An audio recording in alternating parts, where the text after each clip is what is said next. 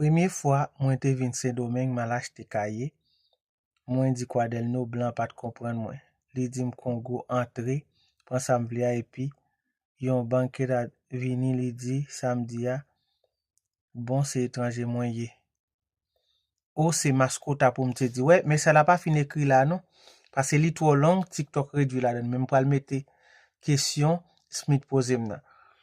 Yon nan bagay m'a dit nous c'est un bagay pour nous très prudent là. Les nous rive dans pays, gen pile monde puisque on connaît nous pas connaît vocabulaire nous pas connaît parler, moun nan ka fait nous égarer pour nous dire par exemple ou ka di yo ki jan yo di Kwadelno moun nan ka di yo di mascota yo di on l'autre bagay et pourtant c'est égaré la fort. Vous comprenez? Me trouve ça bizarre si toutefois on l'acheter un caillou di Kwadelno et puis pour un monde dire comme ça c'est mascota pour te demander. Mascota pas gen rien pour louer ensemble avec ça qui relè Kwadelno a. Vous comprenez? Yon nan bagay m'a dit nou, ouais l'on rive dans pays. Des fois soit travail en côté, en pile des fois moun qui fait dans pays a, moun qui gen nationalité a yo kon fò faire égaré. Yo doit dire tel bagay ou même qui pas connaît, l'on dit li et puis yo révoqué ou.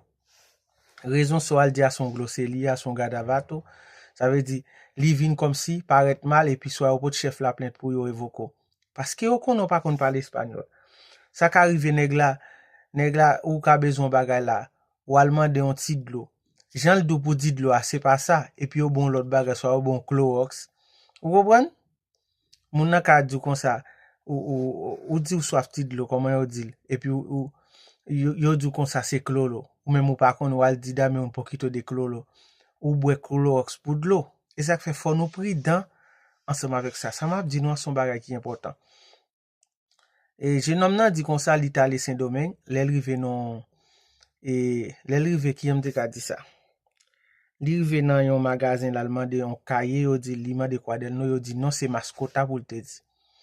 Et qui donc yo pas di mascota. Mascota qui sa lié, c'est un petit bête domestique que yo gen la kayo. Et parce que les moun nan ka dou tienes mascota en tu casa, li man do esko gen ti bête comme si ti animal domestique ba ça. Ou bon mais moun nan pa ka di mascota signifie Kwadelno même pas si c'est nan jouet. D'accord?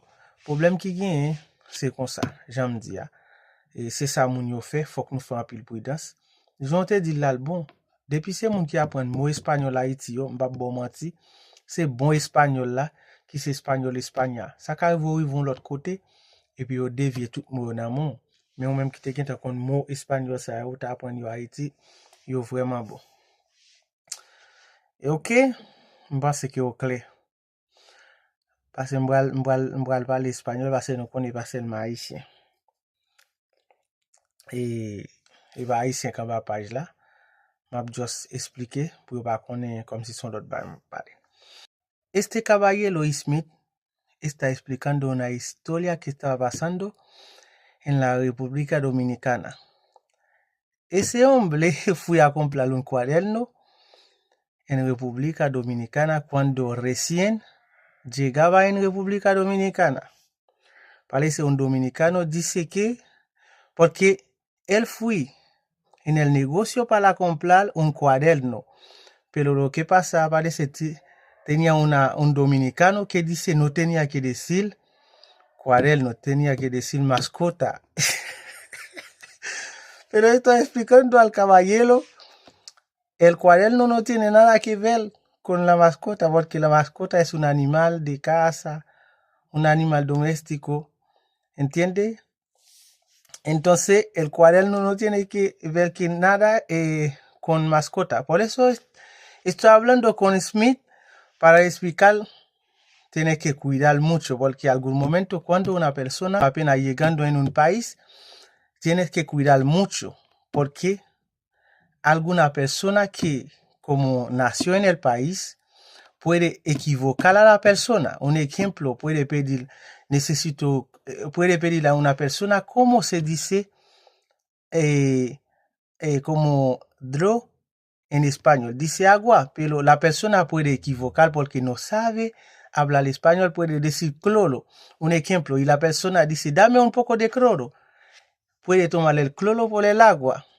Por eso las personas son malas ahora, porque cuando como una persona no habla bien español, yo estaba explicando una historia también.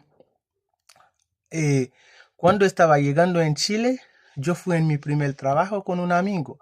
Y cuando estaba llegando en el trabajo, y el jefe me dijo, este caballero es tu pololo. Como no sabía hablar español, yo digo sí, pero